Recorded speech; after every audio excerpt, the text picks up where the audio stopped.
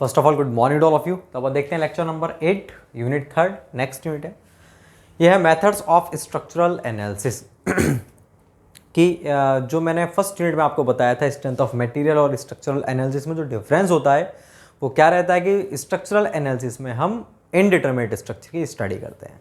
Indeterminate जैसे मान लीजिए हमारा फ्रेम है ये, ठीक है ना, ये फ्रेम है हमारा। अब इस फ्रेम पर ये लोड लग रहा है 10 किलो न्यूटन। तो इस 10 किलो न्यूटन लोड के कारण इस फ्रेम का मेरे को बेंडिंग मोमेंट डायग्राम बनाना है और शियर फोर्स डायग्राम। क्या बोल दिया आपको? SFDBMD बनाओ। तो भैया इस केस में ये भी छोड़िए आप, मैं बीम की बात करता हूँ। पहले फिक्स्ड बीम थी, 10 किलो न्यूटन लग रहा है, SFDBMD बनाना है। तो SFDBMD के लिए सबसे पहला जो हमारा स्टेप रहता है वो क्या रहता है? रिएक्शंस निकालना, ये रिएक्शंस कैलकुलेट करना, यही तो रहता है भाई। तो रिएक्शन अच्छे हमारी, हम कैलकुलेट ही नहीं कर पा रहे थे, तो हम तो रिएक्शन में ही फंस गए, रिएक्शंस के अंदर ही हम फंस चुके हैं। हम रिएक्शन ही कैलकुलेट नहीं कर पा रहे हैं। जब तक रिएक्शन कैलकुलेट नहीं होंगी तब तक हम अंदर की चीज़ कैलकुलेट कर ही नहीं सकते। अंदर की चीज़ कौन सी? SFD और BMD। तो पहला स्टेप यही रहता है। तो रिएक्शंस को कैसे कैलकुलेट करते हैं वो अब अपने अलग अलग मेथड होते हैं। तो काफ़ी सारे मेथड्स होते हैं हमारे स्ट्रक्चरल एनालिसिस सब्जेक्ट के अंदर। मतलब ये जो चीज़ चल रही है दोनों ही क्या हमारे इनडिटरमिनेट स्ट्रक्चर्स हैं, और इनडिटरमिनेट स्ट्रक्चर की स्टडी स्ट्रक्चरल एनालिसिस में करी जाती है। तो इन रिएक्शंस को निकालने के डिफरेंट मेथड होते हैं। मतलब इस बीम का SFDBMD बनाना है ना मुझे, तो इसके बहुत सारे मेथड हैं। जैसे हमारा हुआ क्लैपेरॉन्स 3 मोमेंट इक्वेशन मेथड, ठीक है, या कास्टिग्लियानोस थ्योरम, या unit load method, strain energy method, column analogy method, या फिर फ्लेक्सिबल मैट्रिक्स मेथड, ठीक है, Kani's method, moment distribution method, stiffness matrix method, slope deflection method. तो ये बहुत सारे मेथड हो चुके हैं हमारे। तो कितने सारे मेथड हो चुके हैं, तो सब किसी भी मेथड से आप निकालोगे आंसर सेम आएगा, लेकिन सभी का तरीका अलग अलग है। इनमें जितने भी मेथड हैं वो 2 प्रिंसिपल पर काम करते हैं। पहला प्रिंसिपल, मान लीजिए मैंने जो आपको बताया 10 मेथड है, तो 10 में से कुछ मेथड तो हमारे एक प्रिंसिपल पर काम करेंगे, क्या कि हम इसमें जो अननोन है वो फोर्स को अननोन मानते हैं। किसको मानेंगे? अननोन, फोर्स को। और कुछ में हम किसको अननोन मानते हैं? डिफ्लेक्शन को, ठीक है। कुछ में तो फोर्स को अननोन माना जाता है, तो कुछ मेथड में डिस्प्लेसमेंट को, डिस्प्लेसमेंट का ही एक पार्ट होता है। तो कुछ मेथड में फोर्स को मानते हैं अननोन, तो कुछ मेथड में डिस्प्लेसमेंट को, ठीक है।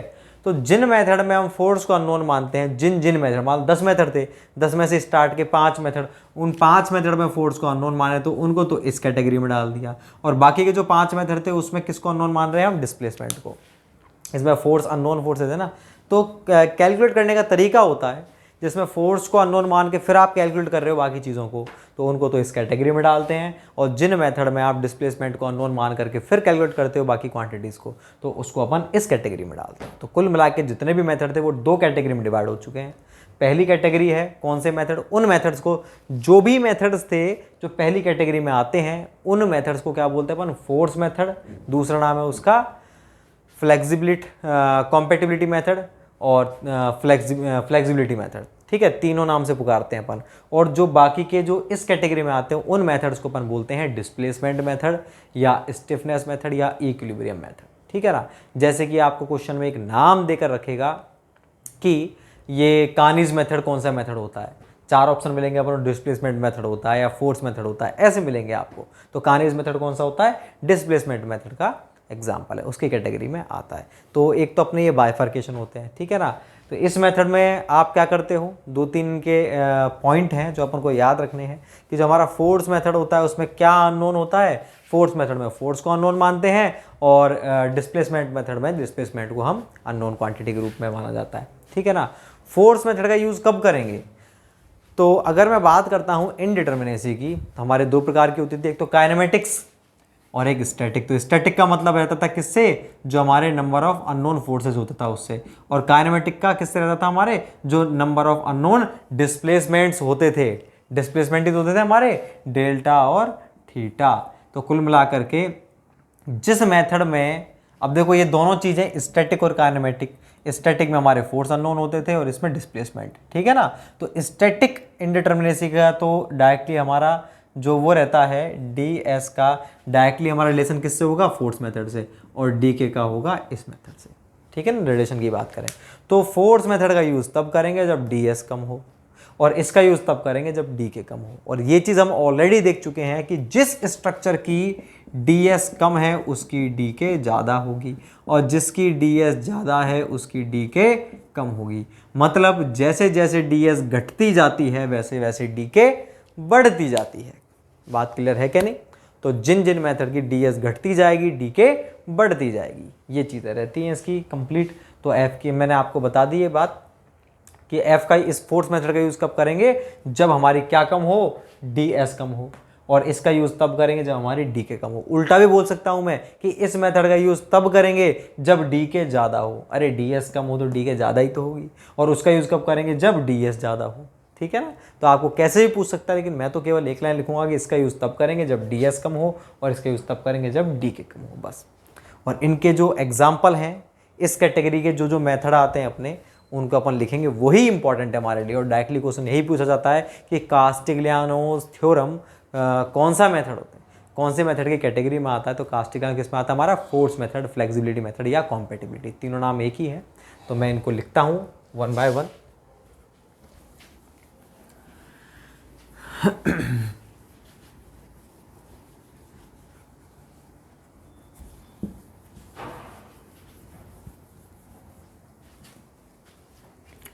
देखो भाई, मेन हेडिंग क्या है हमारी,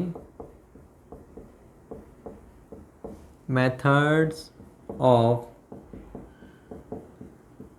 स्ट्रक्चरल एनालिसिस, ठीक है।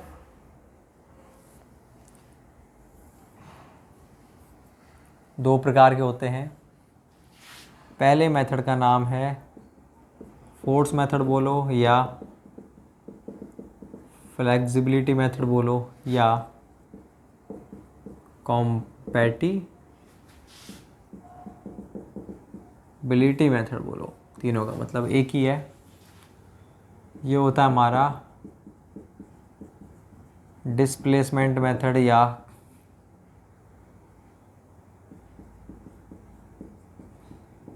स्टिफनेस मेथड या इक्विलिब्रियम मेथड, एक ही है। पहले पॉइंट की बात करें अपन तो फोर्स मेथड, तीनों का मतलब एक ही है, किसी भी नाम से आपको दे सकता है क्वेश्चन में।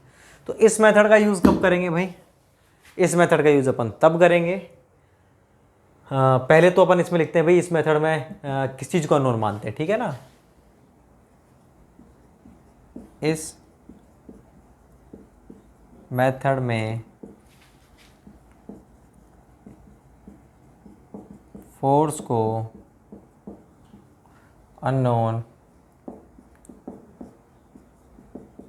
माना जाता है। इसमें भाई इस मेथड में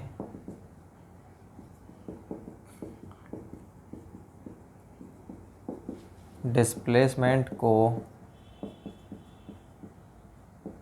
अननोन माना जाता है, ठीक। दूसरा पॉइंट,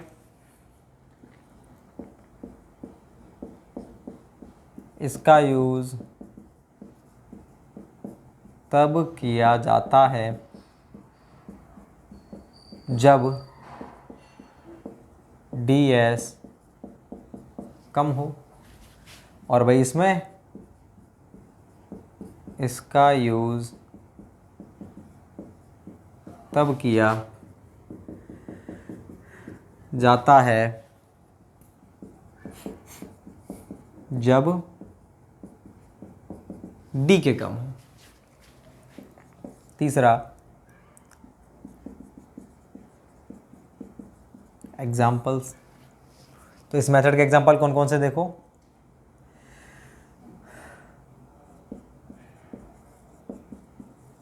क्लेपरन्स 3 मोमेंट इक्वेशन। ठीक है, दूसरा कास्टिग्लियानोज थ्योरम, तीसरा स्ट्रेन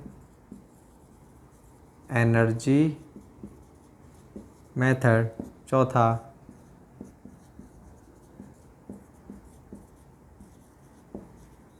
कॉलम एनालॉगी मेथड, पांचवा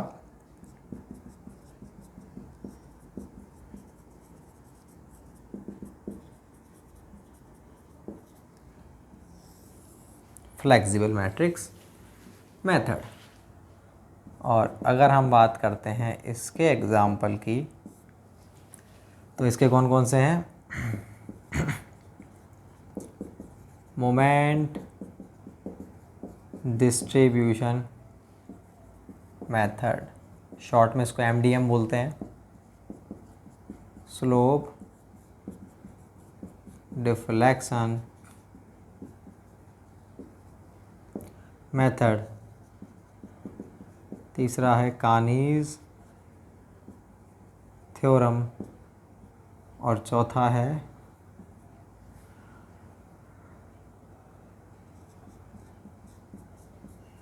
स्टिफनेस मैट्रिक्स मेथड। तो चार हो गए हमारे।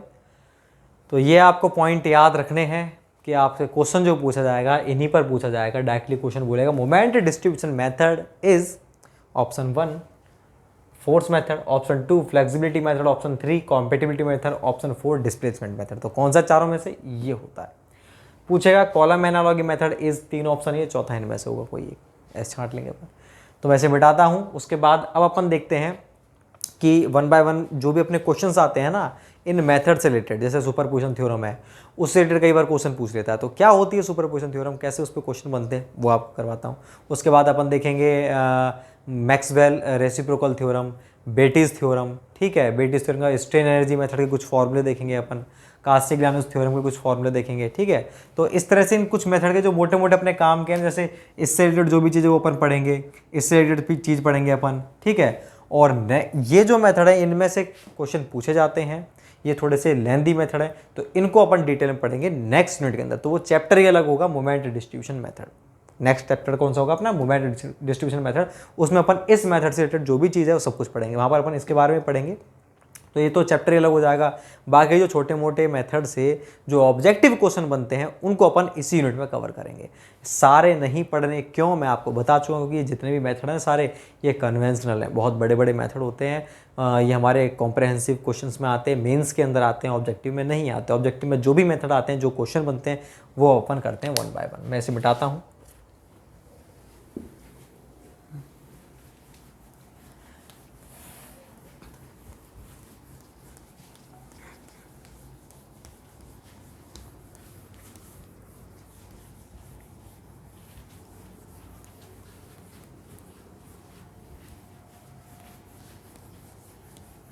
देखिए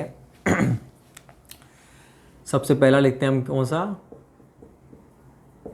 सुपर पोजिशन थ्योरम।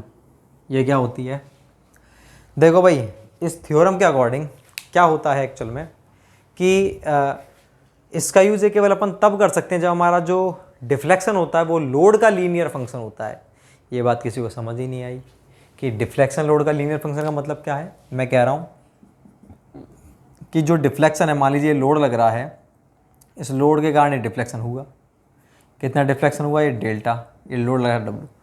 तो कहने का मतलब है कि जो डिफ्लेक्शन है वो इसका लीनियर फंक्शन है। लीनियर फंक्शन मतलब जैसे जैसे लोड बढ़ रहा है, ये लोड है, ये डिफ्लेक्शन, वैसे वैसे डिफ्लेक्शन बढ़ रहा है। लोड बढ़ रहा है, डिफ्लेक्शन, बिल्कुल लीनियर स्ट्रेट लाइन बन रही है। तो जब आप जितना ज़्यादा लोड बढ़ाओगे उतना ज़्यादा डिफ्लेक्शन होगा। तो जब ये जो डिफ्लेक्शन है इसका लीनियर फंक्शन होता है, केवल वहीं पर एप्लीकेबल होती है सुपरपोजिशन थ्योरम, अध्यारोपण, एक के ऊपर आप एक सुपरपोजिशन। मतलब क्या है इसका, कहाँ यूज़ करेंगे वो मैंने आपको बता दिया है, कैसे अप्लाई करेंगे वो मैं आपको एग्जाम्पल में ही बता पाऊंगा। तो ऐसी जगह पर अपन इस थ्योरम का यूज़ कर सकते हैं कि जहाँ पर हमारा जो डिफ्लेक्शन होता है वो लोड का लीनियर फंक्शन। अब इस लाइन का मतलब क्लियर है, क्योंकि ये स्टेटमेंट पूछा जाता है कई बार कि इसका यूज़ कब करते हैं, तब करते हैं जब ये डिफ्लेक्शन लोड का लीनियर फंक्शन होता है, ठीक है ना। और मटेरियल जो है हमारा हुक्स लॉ को फॉलो करे, ऐसा नहीं कि मटेरियल हमारा हुक्स लॉ को फॉलो नहीं कर रहा, प्लास्टिक मटेरियल वहाँ पर यूज़ नहीं करेंगे इस थ्योरम का। होती कैसे, क्या यूज़ करते हैं वो अपन देखते हैं।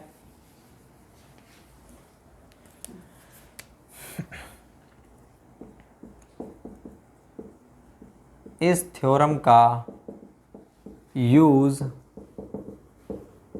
वहाँ किया जाता है जहाँ डिफ्लेक्शन लोड का लीनियर फंक्शन होता है, ठीक है भाई। वह मटेरियल हुक्स लॉ को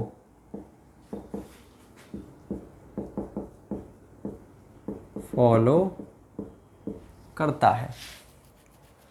ये अपना है, इसमें करते क्या है अपन, इसमें अपन जो डिफरेंट लोड होते हैं उसके कारण जो डिफ्लेक्शन है उसको ऐड कर, सुपर इम्पोज का मतलब क्या होता है, एक के ऊपर एक को ऐड कर देना। मान लो ये 5 था, 5 में मैंने 2 और जोड़ दिया, तो ये सुपर इम्पोज 2 जो है 5 के ऊपर सुपर इम्पोज हो गया, मतलब जुड़ गया। जुड़ गया तो ये कितना आ गया, ये 7 हो गया। तो ऐसे ही क्या है, मान लीजिए एक लोड तो ये लग रहा है, ऐसे 2 लोड लग चुके हैं। इन दोनों लोड के कारण मेरे को डिफ्लेक्शन ज्ञात करना है, तो मैं क्या करूँगा, इस लोड के कारण जो डिफ्लेक्शन है वो मैंने लिख लिया अलग, मान लो 5 mm, और इस लोड के कारण जो डिफ्लेक्शन इस एंड पर मान लो 10 mm, ये दोनों को जोड़ दिया तो मेरा ये कंबाइंड इफेक्ट आ गया। तो क्या करते हैं इसमें अपन, कुछ नहीं करना, सुपर इम्पोज कर दिया, इसके कारण जो डिफ्लेक्शन था वो प्लस में इसके कारण इसके दोनों को जोड़ दिया, तो इस कंडीशन के कारण डिफ्लेक्शन हमारा ज्ञात हो चुका है। ये तो कोई सोचने वाली बात है भी नहीं, अगर ये तो सिंपल सी बात है, हम ऐसे ही करते वैसे भी, ठीक है ना। तो ये कौन कहता है, हमारा सुपर। लेकिन ऐसा तभी कर सकते हैं जब हमारा क्या होता है, लोड डिफ्लेक्शन का लीनियर फंक्शन होता है, डिफ्लेक्शन लोड का लीनियर फंक्शन होता है और ये मटेरियल हुक्स लॉ को फॉलो करता है, ठीक है ना। करके देखते हैं अपन एक, तो मैं इसमें लिख भी देता हूँ, इसमें इंडिविजुअल लोड के डिफ्लेक्शंस को ज्ञात करके जोड़ दिया जाता है। Example,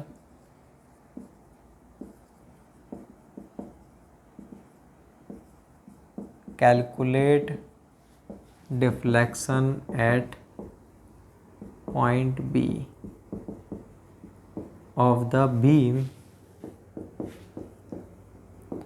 shown in figure।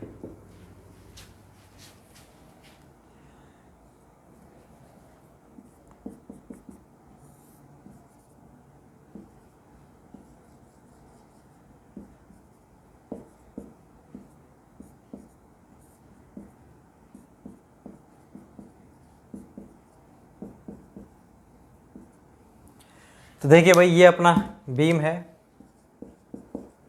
और ये बी पॉइंट है, बी पॉइंट पर हमें डिफ्लेक्शन ज्ञात करना है। क्या करेंगे, सुपर इम्पोज थ्योरम का यूज। वैसे तो हम क्या करते, वैसे तो यहाँ पर डिफ्लेक्शन ज्ञात करने के लिए हम क्या करते कि यहाँ पर हम एक सेक्शन लेते एक्स एक्स, ठीक है, और वो सेक्शन लेकर के फिर हम वही उन 4 मेथड में से कोई सा यूज़ करते हैं हम, ठीक है। तो वो थोड़ा सा लेंथी मोमेंट एरिया मेथड हुआ हमारा, कंजुगेट बीम मेथड हुआ हमारा, डबल इंटीग्रेशन मेथड हुआ, मैकलेज मेथड हुआ, उन चारों में से किसी का भी यूज़ करते तो 2-3 पन्ने भर जाते, तब जाके हमारा आंसर निकलता। लेकिन हमको स्टैंडर्ड डिफ्लेक्शन मालूम है, किसके कारण, देखिए मैंने ये लिख दिया, ये जो होता है ये बराबर ये प्लस ये, सही बात है गलत बात है, इसको मैं लिख सकता हूँ नहीं लिख सकता हूँ,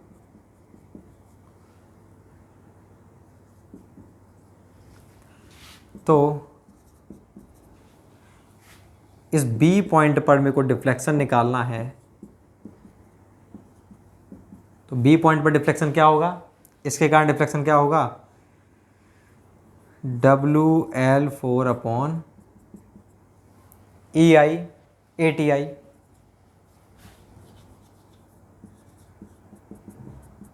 प्लस में कैपिटल WL3 अपॉन में 3EI। भैया small WL4 upon ATI, small W into L को अपन क्या बोलते हैं, कैपिटल W। पढ़ा चुका हूँ आपको सॉम में, बार बार नहीं बताऊँगा। डेल्टा B बराबर, मतलब मैं इसको लिख सकता हूँ कैपिटल WL3 अपॉन 8EI बराबर कैपिटल प्लस L3 अपॉन में 3EI। यहाँ लिख रहा हूँ मैं इसको, ठीक है ना। तो डेल्टा B बराबर कैपिटल WL3 अपॉन EI तो कॉमन ले लिया, 1/8 प्लस 1/11।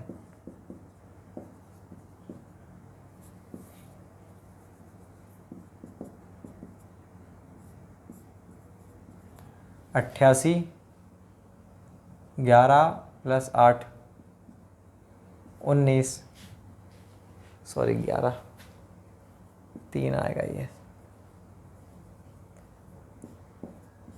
24 3 प्लस 8 11/24।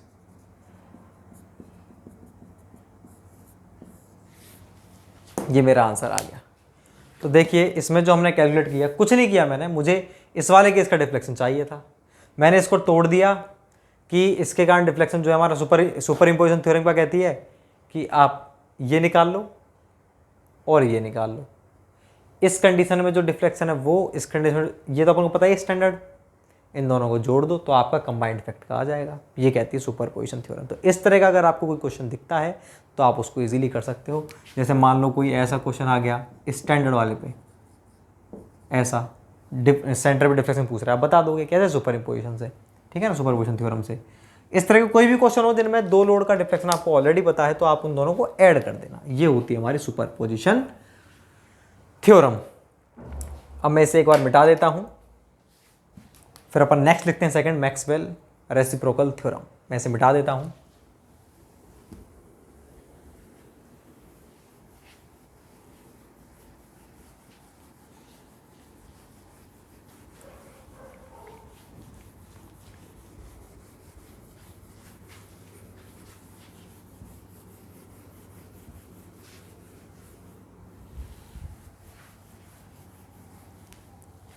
अपन सेकंड लिखते हैं,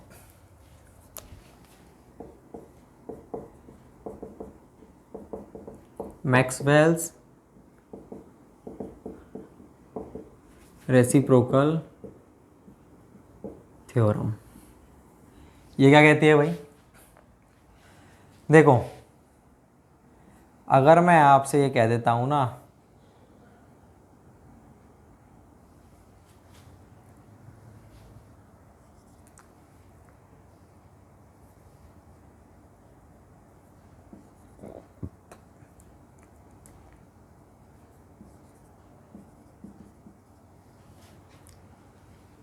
अगर मैं आपसे कह दूं कि इसके कारण डिफ्लेक्शन बताओ, ए सेंटर बी सी,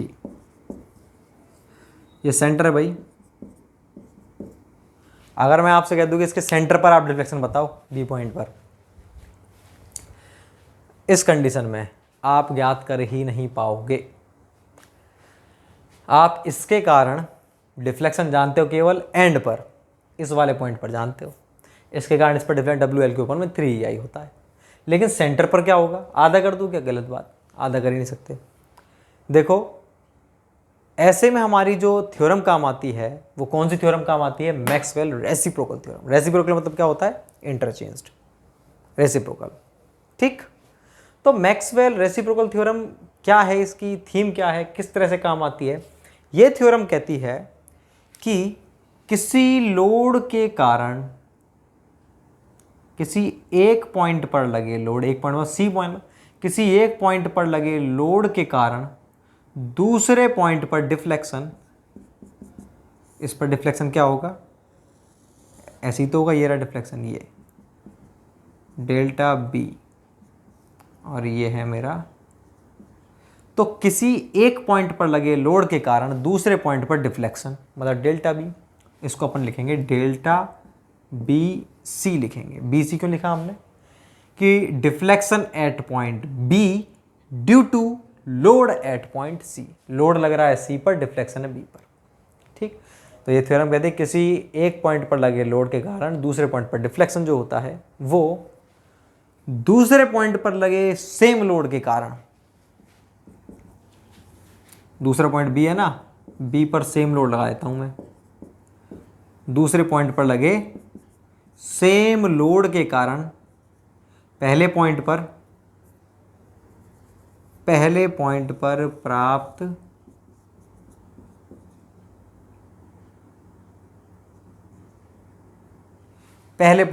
डिफ्लेक्शन के बराबर होता है। मतलब क्या कह रहा है ये कि ये बी और सी दो पॉइंट है, इस पॉइंट पर अगर आप लोड लगा रहे हो तो इस वाले पॉइंट पर जो डिफ्लेक्शन है वो, ठीक है, और सेम लोड को आप यहां पर लगा दो सेंटर पर, ठीक है, और उसके कारण डिफ्लेक्शन देखो इस पॉइंट पर, उल्टा हो गया नहीं होगा, इसके कारण यहां पर डिफ्लेक्शन और सेम लोड को आपने यहां खिसका दिया तो डिफ्लेक्शन देख रहे हो यहां पे, मतलब कंडीशन ये कर दिया आपने, जब लोड यहां लगाया तो डिफ्लेक्शन यहां देख रहे हो मतलब डेल्टा बी सी, और जब आप लोड बी पर लगा रहे हो डिफ्लेक्शन देख रहे हो सी पर मतलब डेल्टा सी बी, तो ये दोनों की वैल्यू क्या होती है, बराबर होती है। इंटरचेंज हो गया ना ये। तो ये थ्योरम क्या कहती है कि किसी एक पॉइंट पर लगे लोड के कारण दूसरे पॉइंट पर डिफ्लेक्शन, ठीक है, दूसरे पॉइंट पर लगे सेम लोड के कारण पहले पॉइंट पर डिफ्लेक्शन के बराबर होता है। पढ़ेंगे कैसे, delta B C, B C का मतलब क्या है, deflection at point B due to load at point C, मतलब लोड तो लग रहा है सी पे, डिफ्लेक्शन देख रहे हैं बी पे, deflection at C due to load at point B, deflection देख रहे हैं सी पे, लोड लग रहा है बी पे, इन दोनों की वैल्यू क्या होगी, बराबर। और सही बात है, अगर मान लीजिए कोई इस तरह से फिक्स बीम है और कोई एक बीम इस तरह से लगी हुई है, कोई मान लीजिए कोई गर्डर है या कोई फट्टा है जो हवा में इस तरह से झूल रहा है, कोई टहनी मान लीजिए, आप टहनी के एंड पर खड़े हो जाओ और सेंटर पर डिफ्लेक्शन देखोगे इतना आया मान लीजिए, कितना आया 10 सेंटीमीटर, और आप ही सेंटर पर खड़े हो जाओगे ना और एंड पर देखोगे डिफ्लेक्शन तो वो 10, क्योंकि सेंटर पर आप दबाओगे टहनी तो एंड पर इतनी ज़्यादा नहीं दबेगी, एंड पर कितनी दबेगी, 10 सेंटीमीटर ही दबेगी। तो आप अगर यहाँ पर खड़े होकर सेंटर पर देख रहे हो तो भी 10 सेंटीमीटर डिफ्लेक्शन आएगा, और सेंटर पर खड़े हो रहे हो और एंड पर देख रहे हो तो 10 सेंटीमीटर आएगा, ठीक है ना। तो ये होती है हमारी मैक्सवेल रेशियो। तो कितना अच्छा फायदा हुआ कि हम ये तो ज्ञात कर सकते हैं भाई, ये तो हम ज्ञात कर सकते हैं आराम से कि अगर लोड सेंटर पर लग रहा है और एंड पर निकालना है तब तो हम डिफ्लेक्शन निकाल देंगे, लेकिन अगर लोड एंड पर लग रहा था सेंटर पर नहीं निकाल पा रहे थे, तो हम क्या करेंगे, हम अगर क्वेश्चन में ऐसा दिया है हमको तो हम ऐसा ज्ञात ना करके हम तो ऐसा ज्ञात कर देंगे, जो आंसर आएगा वही क्या होगा हमारा ही, क्योंकि ये और ये तो एक ही चीज़ होती है इस केस में। तो हमको क्वेश्चन तो ये दे दिया और ऐसे हम ज्ञात कर नहीं पा रहे, लेकिन मैक्सवेल रेसिप्रोकल ने हमसे क्या कह दिया, आप ऐसे मत करो ऐसे कर दो। ऐसे तो अपन जानते हैं ज्ञात करना, क्योंकि ऐसे ज्ञात करेंगे तो भी जो डिफ्लेक्शन आ रहा है उसकी वैल्यू इसके बराबर होगी, तो अपन ऐसा ज्ञात कर लेंगे। ये तो अपन जानते हैं डिफ्लेक्शन ज्ञात करना, ये मैं करवा चुका हूँ आपको सॉम के अंदर, कैसे ज्ञात करें डिफ्लेक्शन, सेंटर पर दे रखा है एंड पर निकाल लेंगे ईजिली, ठीक है ना। तो अपन इसका एक स्टेटमेंट लिख लेते हैं पहले इस थ्योरम का।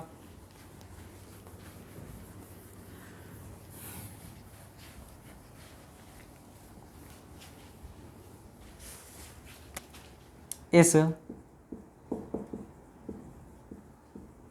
थ्योरम के अनुसार एक पॉइंट पर लगे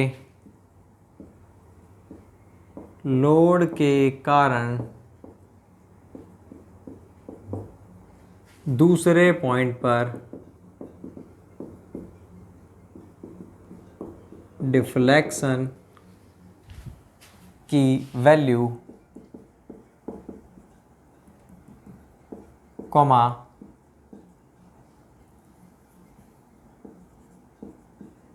दूसरे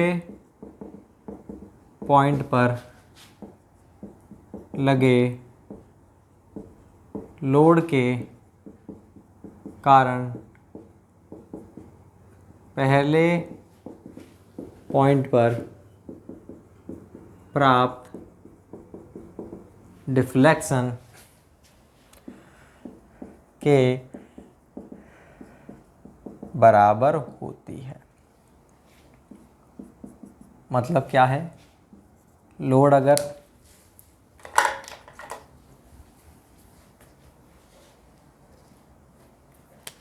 कि अगर जो लोड है हमारा, ये मान लो पहला पॉइंट है, ये दूसरा पॉइंट है, लोड लग रहा है यहाँ पे,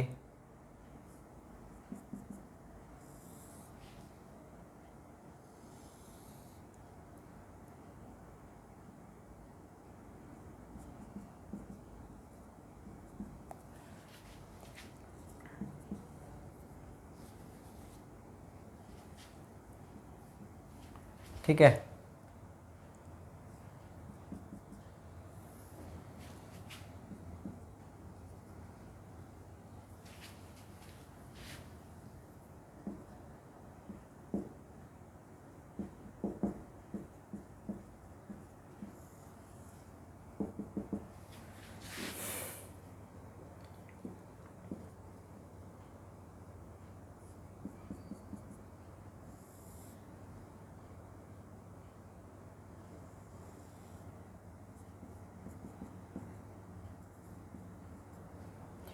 देखिए भाई कि जो हमारा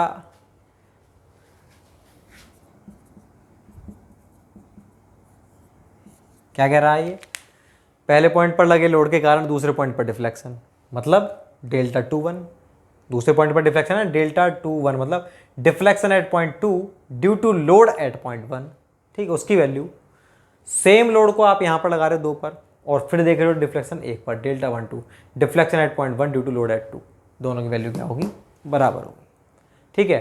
यहाँ पर जो मेन चीज़ ध्यान रखने की क्या थी, दूसरे पॉइंट पर लगे सेम लोड, यहाँ पर आपको वही लोड लगाना होगा जो पहले केस में लगा था, पहले पॉइंट पर जो लगा था उसी लोड को आप यहाँ पर लगाओगे, तब चेक करोगे, ठीक है ना। तो तब है ये वाला केस, तब ये वाली मैक्सवेल रेसिप्रोकल थ्योरम अपनी एप्लीकेबल है। तो समस्या कहाँ आ रही है, समस्या यहाँ पर आ रही थी कि क्वेश्चन में जो है वो दे दिया डिफरेंट लोड, यहाँ पर तो लग रहा है W और यहाँ पर बोल दिया W/2, अब क्या करें, तो उसमें ये वाली थ्योरम फेल हो गई। ये थ्योरम केवल सेम लोड के लिए एप्लीकेबल थी। अगर डिफरेंट लोड लग रहे हैं तो हम क्या करें, तो उस केस में हमारी थ्योरम काम आती है, वो होती है बेटीज थ्योरम, उसको अपन देखेंगे नेक्स्ट में। तो नेक्स्ट थ्योरम अपनी बेटीज होगी, तो वहाँ पर बेटी थ्योरम काम करती है। तो आपको ध्यान रखना है कि ये कहाँ पर एप्लीकेबल, केवल जब सेम लोड कंडीशन हो, डिफरेंट लोड कंडीशन में कौन सी, बेटीज है। ऐसे छोटे छोटे क्वेश्चंस पूछे जाते हैं, इसलिए मैं आपको ये करवा रहा हूँ, ठीक है ना। स्टेटमेंट भी पूछा जाता है, तो अपन इसको मिटाते हैं, आप इसको उतार लो भाई।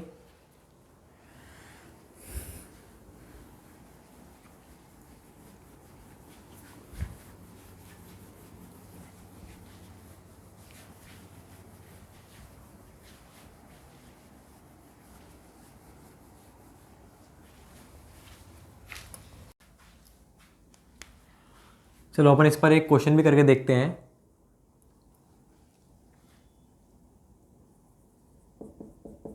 कैलकुलेट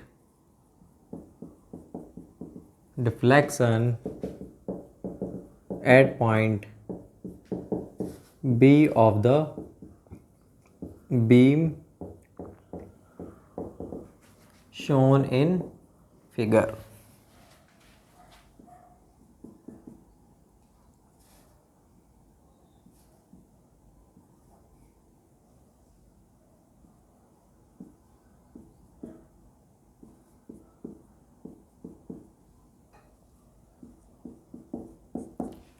अब देखो भाई, लोड लग रहा है एंड पे, और कहाँ पर डिफ्लेक्शन पूछ रहा है, सेंटर पे पूछ रहा है।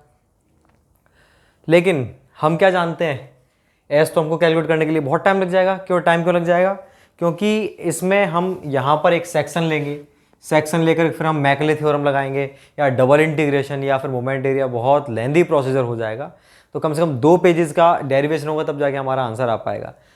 लेकिन मैक्सवेल रेसिप्रोकल थ्योरम से हम क्या जानते हैं, फ्रॉम मैक्सवेल रेसिप्रोकल थ्योरम, ये जो है भाई,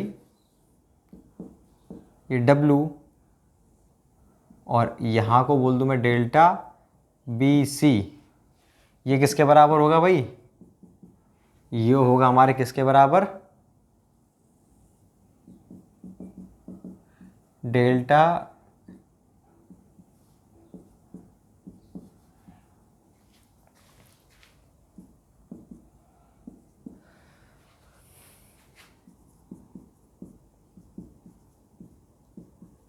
मैक्सवेल थ्योरम हमें क्या कहती है? वो कहती है कि इस लोड के कारण यहां पर डिफ्लेक्शन किसके बराबर होगा, इसी लोड को आप यहां पर लगा दो, उल्टा कर दो और डिफ्लेक्शन ज्ञात करो इस वाले पॉइंट, मतलब डेल्टा सी बी। तो डेल्टा बी सी और डेल्टा सी बी दोनों बराबर वैल्यू होंगी। कौन कहता है हमको? ये मैक्सवेल रेसिप्रोकल थ्योरम। और इसको ज्ञात करना हमारे लिए इजी है। इसको ज्ञात करना इजी क्यों है? ये तो हम देख चुके हैं कैसे ज्ञात करते हैं अपन सिंपली। तो इसको कैसे ज्ञात करेंगे अपन? डेल्टा बी सी बराबर, ये क्या होगा, इस वाले पॉइंट पर देखो ये लेंथ है L/2 और ये L/2, तो इस वाले पॉइंट पर अपन को डिफ्लेक्शन ज्ञात करना है डेल्टा सी बी। तो डेल्टा सी बी किसके बराबर होगा भाई?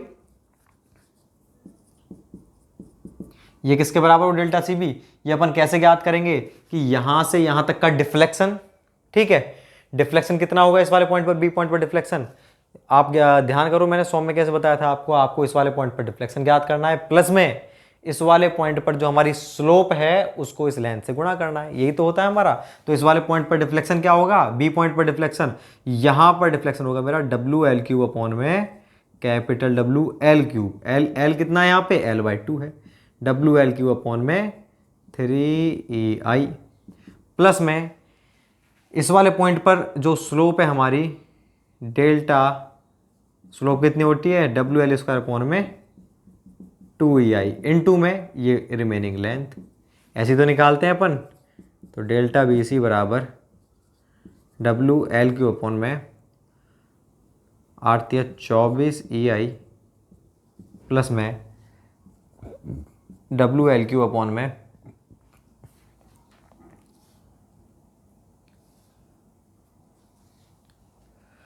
2 का स्क्वायर, 2 दूनी 4, 4 दूनी 8 दूनी 16 EI बराबर WL³ अपॉन में EI कॉमन ले लेते हैं अपन, एलसीएम आ गया इसका कितना? 48। तो 24 दूनी 48, 16 तिया 48। तो हमारा आंसर क्या आ गया? डेल्टा BC बराबर 5/48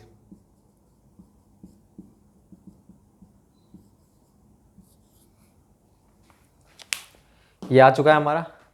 तो सिंपल था ये बिल्कुल। हमने क्या किया, हमको ये वाला केस का, इस केस में इस वाले पॉइंट पर डिफ्लेक्शन हम ज्ञात करना जानते हैं। वो क्या होता है हमारा, अगर लोड यहाँ पर लग रहा है और आपको यहाँ पर डिफ्लेक्शन ज्ञात करना है, कैसे ज्ञात करेंगे कि इस वाले पॉइंट पर जो डिफ्लेक्शन है वो प्लस में इस पॉइंट पर स्लोप इनटू में लेंथ, यही तो करते हैं। तो डिफ्लेक्शन क्या होता है इस पॉइंट पर? WL³ अपॉन में 3EI। लेंथ क्या लोगे आप? L, जितनी यहाँ से यहाँ तक की लेंथ है L/2, तो L/2 का होल क्यूब किया क्या आएगा? 2 का क्यूब 8, 8 या 24, ठीक है, प्लस में इस वाले पॉइंट पर स्लोप क्या होते हैं? WL² अपॉन में 2EI। L की जगह L/2 पुट करेंगे हम, इनटू में रिमेनिंग लेंथ कर देंगे, तो वैल्यू आ गई 5/48 WL के ऊपर में। तो हमने कौन सा डिफ्लेक्शन ज्ञात किया है? हमने इस केस के कारण डिफ्लेक्शन ज्ञात किया है, मतलब लोड यहाँ पर लग रहा है और इस वाले पॉइंट पर डिफ्लेक्शन ज्ञात किया है। और मैक्सवेल कहता है कि इस लोड के कारण यहाँ पर डिफ्लेक्शन और इसी लोड को अगर यहाँ पर लगा दें इस पॉइंट पर डिफ्लेक्शन, दोनों की वैल्यू क्या होती है? बराबर। जो हमने पहले लिया WBC बराबर WCB, तो WCB की वैल्यू ये आई है और ये किसके बराबर होगी? WBC के बराबर। तो हमारा इस वाले केस में आ चुका है।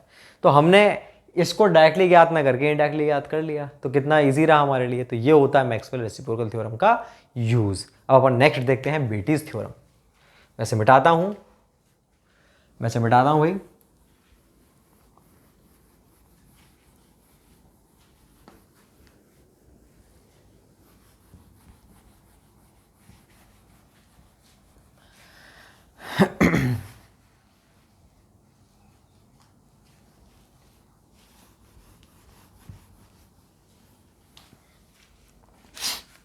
नेक्स्ट है हमारी बेटीज। तो लास्ट थ्योरम में क्या डिसएडवांटेज था, उसकी क्या डिमेरिट थी? उसकी केवल एक ही डिमेरिट थी कि पिछली थ्योरम में हम ये चीज़ जो हमारे लोड था, लोड की कंडीशन सेम रखनी पड़ रही थी हमें। अगर लोड की कंडीशन सेम नहीं है तो फिर वो हमारी थ्योरम हमको यूज़ करना कठिन था, हम कर ही नहीं सकते थे। वहाँ पर लिखा था बकायदा कि सेम लोड लगा हुआ है। तो आपने इस क्वेश्चन में भी देखा, W को ही आप यहाँ पर लगा रहे थे तो W को ही यहाँ पर। अगर इस वाले क्वेश्चन में W यहाँ पर लगा होता, अगर आपके क्वेश्चन में क्या दे देता कि भाई ऐसी कोई बीम है, उसके यहाँ पर W लग रहा है, इसके कारण यहाँ पर डिफ्लेक्शन 2 mm है। ठीक है, अब अगर इसके सेंटर पर लोड लगा दिया जाए 0.2 W, तो एंड पर डिफ्लेक्शन बताओ, तो आप उसका यूज नहीं कर सकते। किसका? Maxwell reciprocal. क्यों? क्योंकि इस वाले केस में क्या हो चुका है? Change load. तो डिफरेंट लोड कंडीशन के लिए कौन सी थ्योरम का यूज करेंगे अपन? बेटिस थ्योरम का। वो क्या होती है अपन देखते हैं। तो मैं इसे मिटाता हूं, पहले इसमें एक लाइन लिख देते हैं। इस थ्योरम का यूज डिफरेंट लोड कंडीशन में किया जाता है। ठीक है भाई, इसमें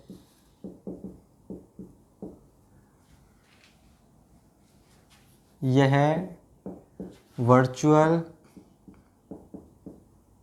वर्क के सिद्धांत पर कार्य करती है।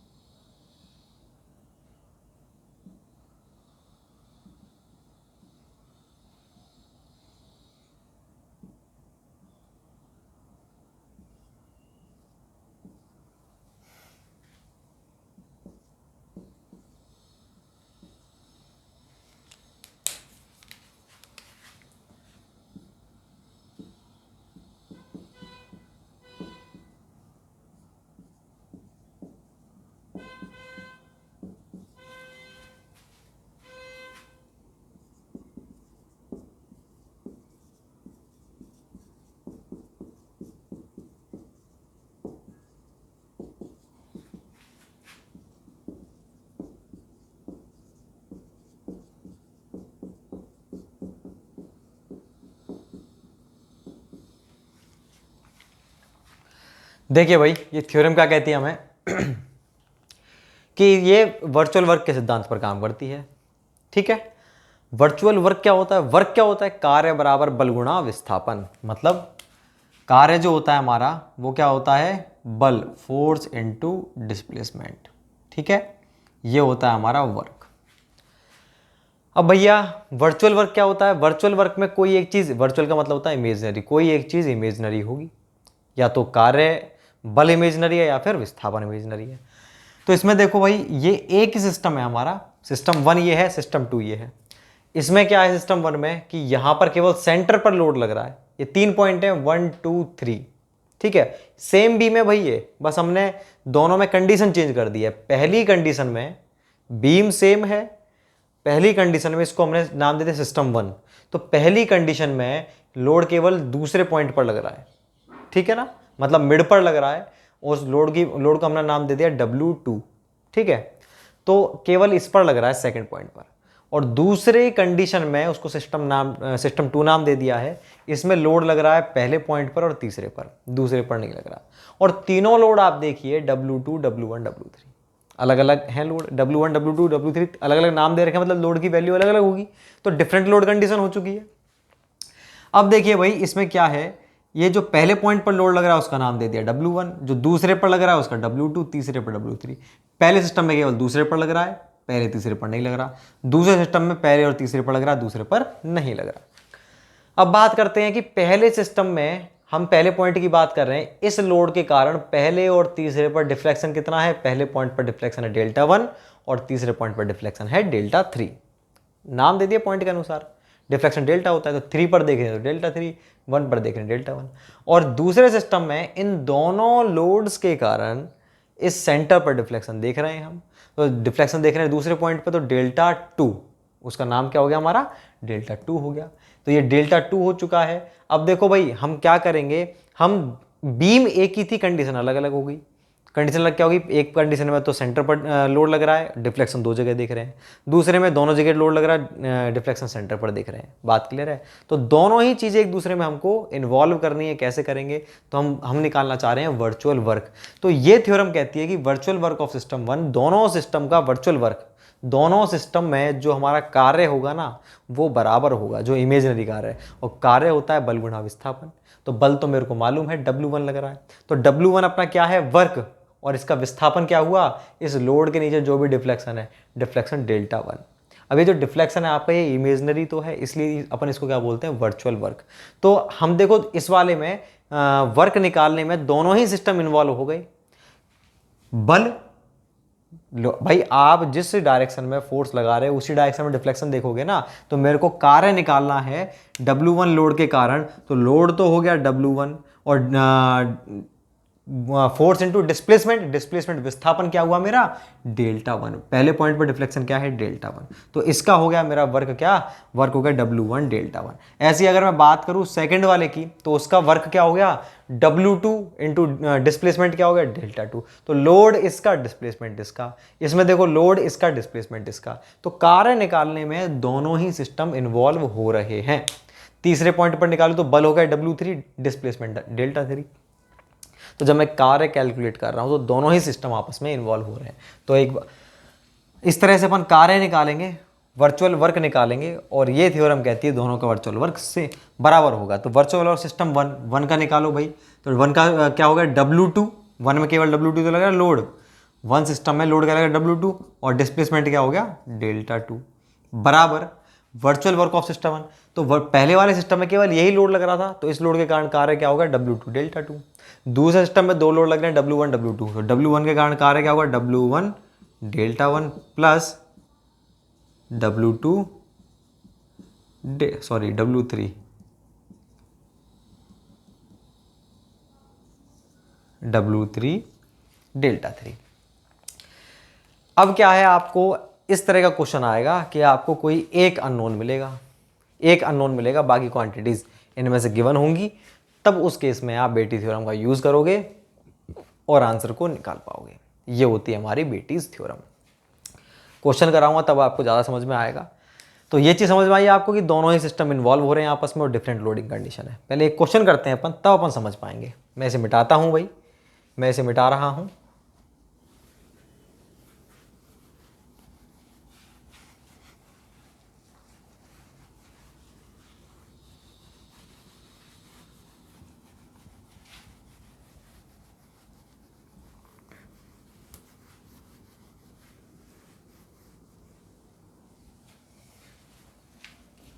क्वेश्चन लिखते हैं अपन,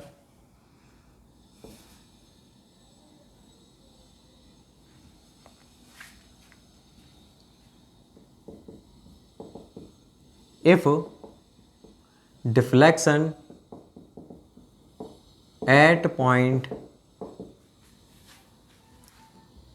B due to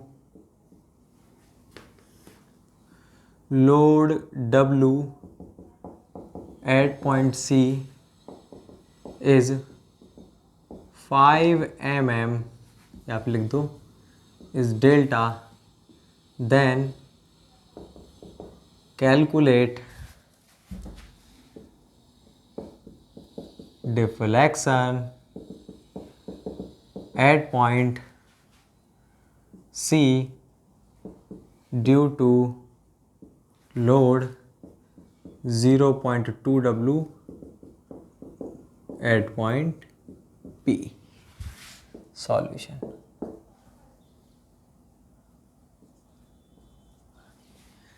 ये कह रहा है भाई if deflection at point B,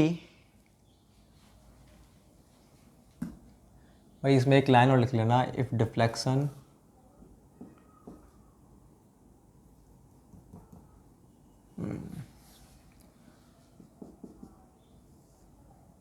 ये कहना चाह रहा है ये बी सी ए।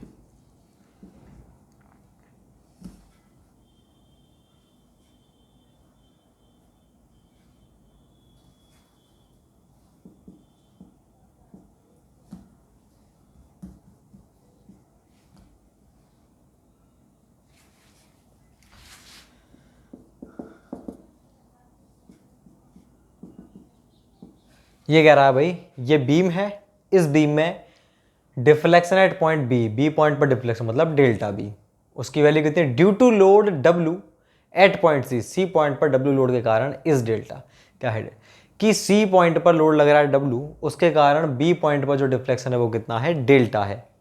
अब कह रहा है then calculate deflection at point C, तो सी पॉइंट पर डिफ्लेक्शन निकालो due to load 0.2 W at point B, B point पर अब की बार लोड कितना लग रहा है भाई, बी पॉइंट पर जो लोड लग रहा है वो कितना लग रहा है, वो लग रहा है इस बार 0.2 W.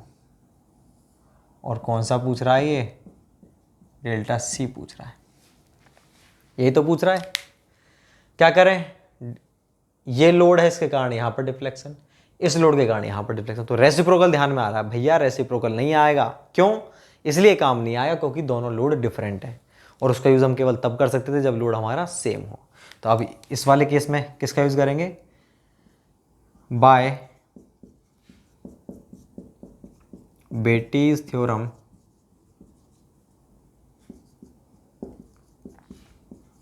Virtual work of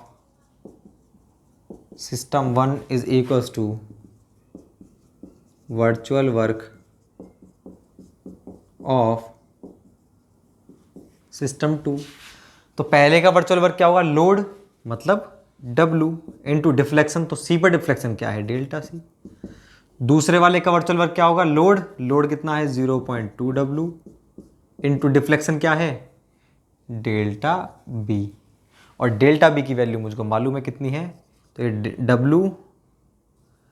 W से मेरा W कैंसिल हो चुका है, ठीक है ना, W से W कैंसिल, क्या बचा, डेल्टा C बराबर 0.2 डेल्टा, डेल्टा B का मतलब डेल्टा B की वैल्यू कितनी है, डेल्टा दे रखी है आपको, तो ये कितना हो गया मेरा, डेल्टा C बराबर 0.2 delta.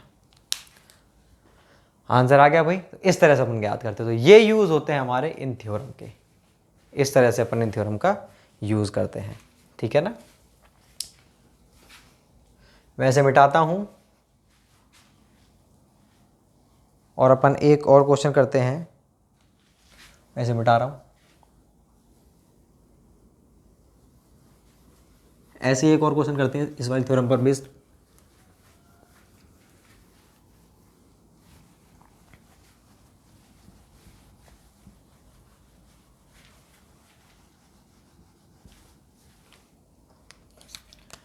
Question number 2,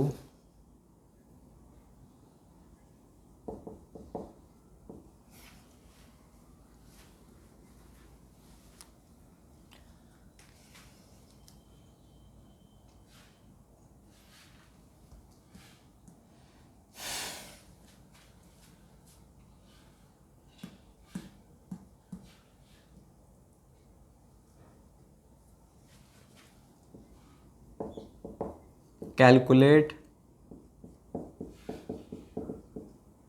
deflection at point B due to load 10 kilo newton at point C of the beam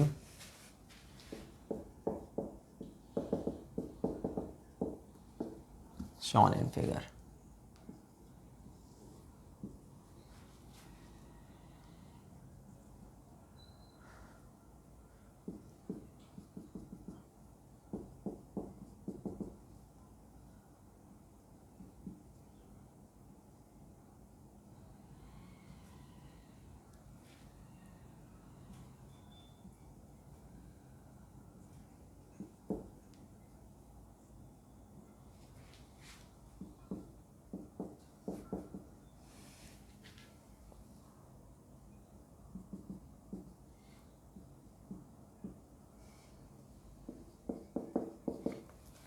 देखो भाई, ये आपको क्वेश्चन दे दिया, इस क्वेश्चन में उसने क्या दे रखा है, ABCD 4 पॉइंट है, तो उसने B पॉइंट पर लोड लगा रखा है 100 किलो न्यूटन, ठीक है भाई, और उस लोड के कारण C पॉइंट पर डिफ्लेक्शन बता रखा है 5 mm, ठीक है। लेकिन ये कह रहा है कि calculate deflection at point B पर डिफ्लेक्शन ज्ञात करो due to load 10 kilo newton at point C पर 10 किलो न्यूटन लग रहा है। अब इसने उल्टा कर दिया भाई, यहां पर इसने लोड लगा दिया 10 किलो न्यूटन, अब कह रहा है अब बताओ B पर कितना होगा। तो भैया मैं ये डायग्राम और बना देता हूं। कौन सा डायग्राम,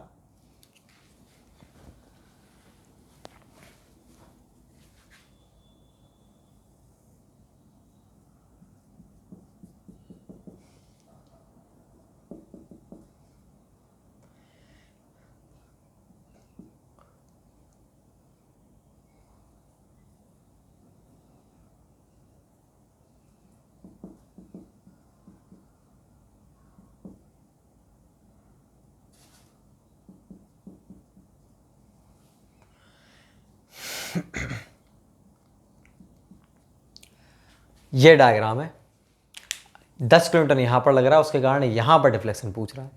तो हम क्या करेंगे, देखो लोड डिफरेंट है, रेसिप्रोकल कंडीशन बैठ रही है, मैक्सवेल रेसिप्रोकल करेंगे नहीं, लोड डिफरेंट होने के कारण बेटी थ्योरम, ठीक है ना। तो हम बाय बेटीज थ्योरम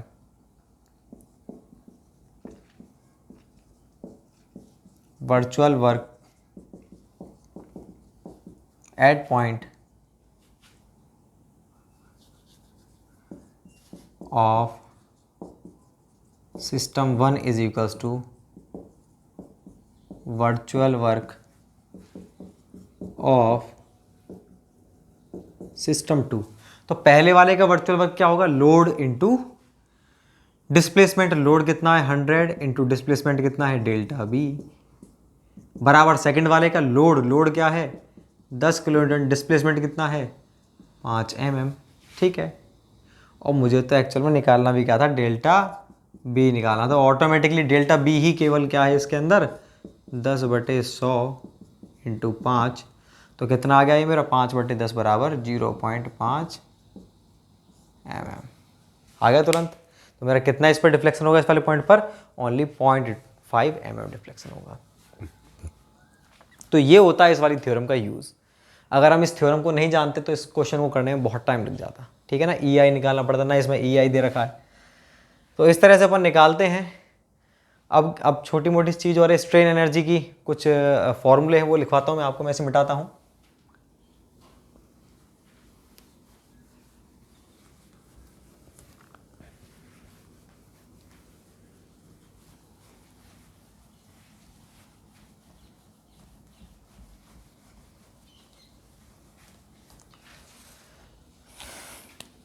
फोर्थ जो मेथड है हमारा वो कौन सा है, स्ट्रेन एनर्जी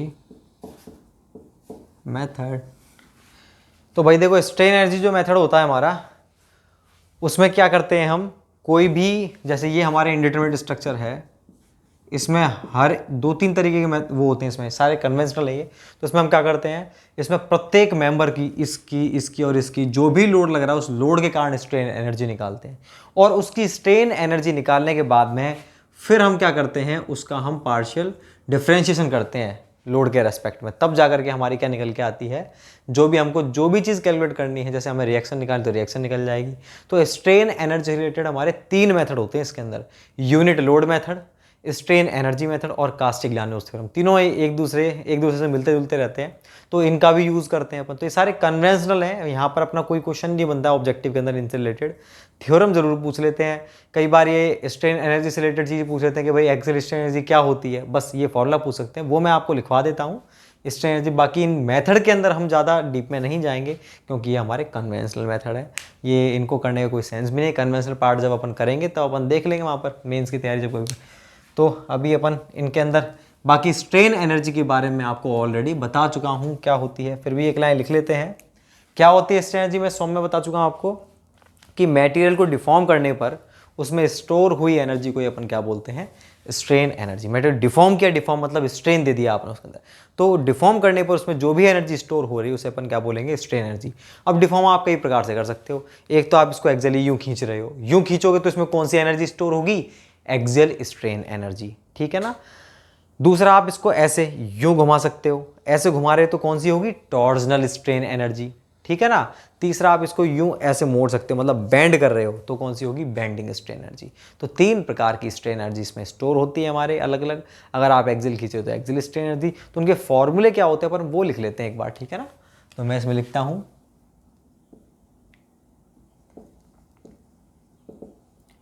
मटेरियल को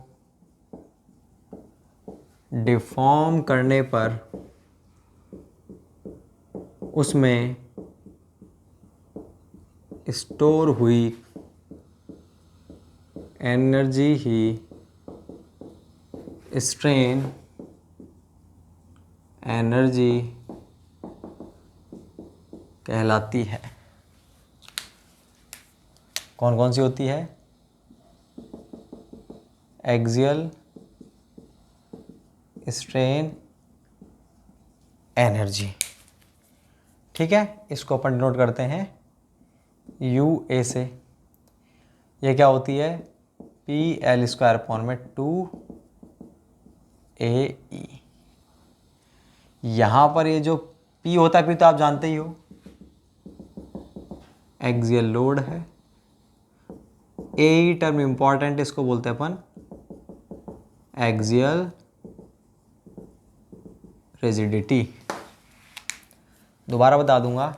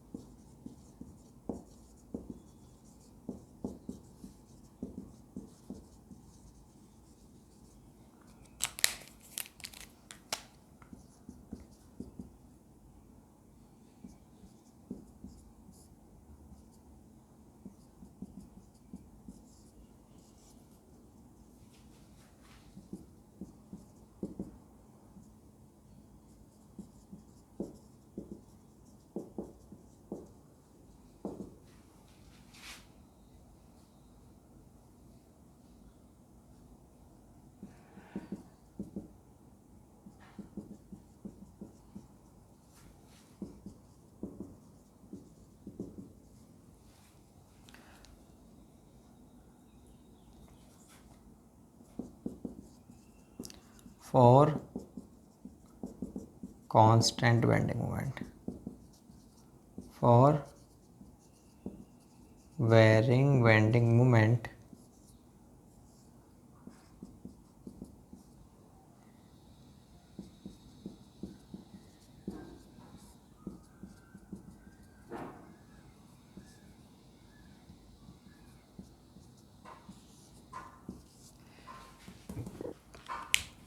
हम बात करते हैं एक्सियल स्ट्रेन एनर्जी की। तो एक्सियली आप खींच रहे हो उसे, तो जो उसमें स्ट्रेन एनर्जी स्टोर, उसको एक्सियल स्ट्रेन एनर्जी बोलते हैं। उसमें क्या आएगा, हमारा एक्सियल फोर्स आएगा P, axial load P L square upon में 2AE। बस यही ऐसी टर्म रहेगी आपको। अगर आप टॉर्जनल है तो यहाँ पर T आ जाएगा P की जगह, ठीक है। एक सेकेंड, T स्क्वायर अपॉन में 2GJ। तो आपके एक्सेल में जो पैरामीटर काम आते हैं वो एक तो क्रॉस सेक्शन आता है और एक ई आता है। ई तो आएगा ही आएगा हमें, तो दूसरा क्या आएगा, क्रॉस सेक्शन। तो यहाँ पर ए ही जो होता है टर्म, उसको क्या बोलते हैं कंबाइंड फॉर्म में, एक्सेल रिजिडिटी। ऐसे टॉर्जनल वाले में जी आता है, ठीक है, और जी इंटू जो क्या बोलते हैं टॉर्जनल रिजिडिटी, ठीक है। और ऐसे ही बेंडिंग वाले में ई आई काम आता है, उसको बोलते हैं फ्लेक्सुरल रिजिडिटी। और एम क्या है, बेंडिंग मोमेंट। इसमें अगर हमारा bending moment through out the cross section, through out the length constant है, तब तो ये फॉर्मूला काम आता है एम स्क्वायर टू आई। और अगर चेंज हो रहा है bending moment, generally bending moment change ही रहता है, चेंज होता है तो उस केस में क्या होता है, mx स्क्वायर dx अपॉन में 2 ये फॉर्मूला। इन फॉर्मूला का यूज़ करके हम निकालते हैं। तो आपसे पूछ सकता है फॉर्मूला टॉर्जनल का क्या है, इसका क्या है, तो वो मैंने सिंपल केवल आपको एक जनरल इंट्रोडक्शन दिया है इन एनर्जीज़ का, इनके बारे में अपन पहले भी बात कर चुके हैं इस फॉर्म में। लास्ट अपन देखते हैं कास्टिग्लियानोस थ्योरम कौन सी होती है, मैं इसे मिटाता हूँ, उनमें भी इतना कुछ नहीं पढ़ना अपन को।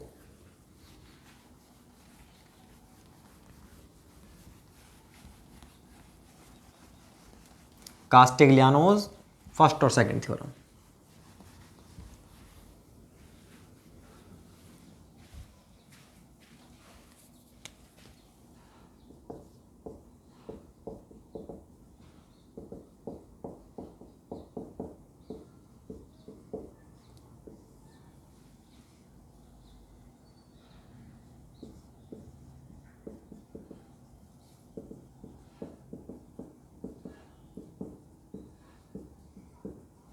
कास्टिग्लियानोस फर्स्ट थ्योरम ये क्या कहती है भाई, तो कास्टिग्लियानोस फर्स्ट थ्योरम क्या कहती है कि अगर आपको किसी भी स्ट्रक्चर में, मान लीजिए ये है, इस स्ट्रक्चर में आपको डिफ्लेक्शन पता है कि यहाँ पर डिफ्लेक्शन जो होगा स्वय होने का डिफ्लेक्शन होगा इसके अंदर 5 mm 10 mm, ठीक है, कितना भी, या मान लीजिए ये, मान लीजिए इसमें ये लोड लग रहा है P और ये आपको ये डिफ्लेक्शन, आपको डिफ्लेक्शन पता है और आपको उल्टा पता करना है कि भाई कितना लोड लग रहा होगा। मान लीजिए डिफ्लेक्शन दे रखा है आपको 5 mm है, लोड नहीं बता रखा कि कुछ लोड लग रहा है, पॉइंट लोड, उसके कारण डिफ्लेक्शन कितना है 5 mm, बताओ कितना लोड है। तब आप किसका यूज करो, कास्टिग्लियानोस फर्स्ट थ्योरम का। कैसे करोगे, इस स्ट्रक्चर की आप स्ट्रेन एनर्जी निकालोगे, उसका पार्शियल डिफरेंशिएशन करोगे किसके रेस्पेक्ट में, ये जो भी आपका डिफ्लेक्शन का उसके रेस्पेक्ट में, और ये जो भी डिफरेंशिएशन आप करोगे वो किसकी वैल्यू आ जाएगी, हमारे लोड की वैल्यू। तो कास्टिग्लियानोस फर्स्ट थ्योरम का यूज कब करेंगे, जब हमारा डिफ्लेक्शन गिवन हो और लोड पूछ रहा हो, ठीक है ना। तो अपन इसमें लिखते हैं, इस थ्योरम का यूज तब किया जाता है जब डिफ्लेक्शन गिवन हो व लोड कैलकुलेट किया जाए। मतलब P बराबर del u upon del delta.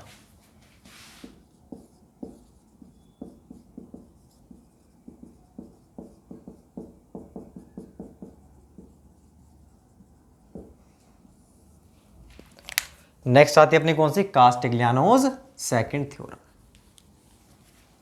ये क्या कहती है भाई,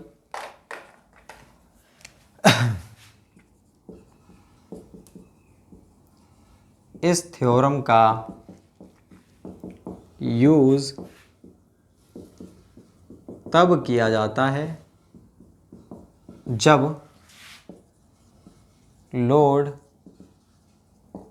गिवन हो व डिफ्लेक्शन कैलकुलेट किया जाए। मतलब इसमें बस अपोजिट है इसके, इसमें ये गिवन था ये याद कर रहे थे, इसमें ये गिवन है ये याद कर रहे हैं। जो भी चीज़ याद करनी है जो दे रखी है ना उसके रेस्पेक्ट में आप क्या कर दो, एनर्जी का डिफरेंशिएशन कर दो, तो आपको क्या निकल जाएगा, आंसर निकल जाएगा। तो दोनों थ्योरम के बारे में बहुत सारे मिथ्स भी हैं। कुछ किताबों में, स्टैंडर्ड बुक की बात करूँ, कुछ स्टैंडर्ड बुक में आपको इसको तो बोलेंगे क्या, थ्योरम सेकंड, और इसको थ्योरम फर्स्ट बोलेंगे, कुछ में जैसा मैं लिख रखा वैसे। लेकिन मोस्टली जो अपना आंसर जो माना जाता है सही वो यही माना जाता है, इसको तो सेकंड थ्योरम मानते हैं और इसको फर्स्ट थ्योरम मानते हैं, ठीक है ना। तो ये अपनी कंप्लीट यूनिट, ये वाली जो भी इससे रिलेटेड क्वेश्चन बन सकते थे यूनिट थर्ड से, वो अपने कंप्लीट हो चुके हैं। अब अपने जो मेथड है, एक तो मोमेंट डिस्ट्रीब्यूशन मेथड और एक slope deflection method. Slope deflection तो थोड़ा सा मोमेंट डिस्ट्रीब्यूशन मेथड के बारे में जो भी क्वेश्चंस बनते हैं ऑब्जेक्टिव के अंदर, उससे क्वेश्चन पूछे जाते हैं, ठीक है, उन सबको अपन करेंगे नेक्स्ट यूनिट के अंदर, यूनिट नंबर 4 के अंदर करेंगे। वो भी इतनी बड़ी नहीं रहेगी अपनी यूनिट, तो यूनिट 4 को देखेंगे अपन नेक्स्ट लेक्चर में। Thank you so much.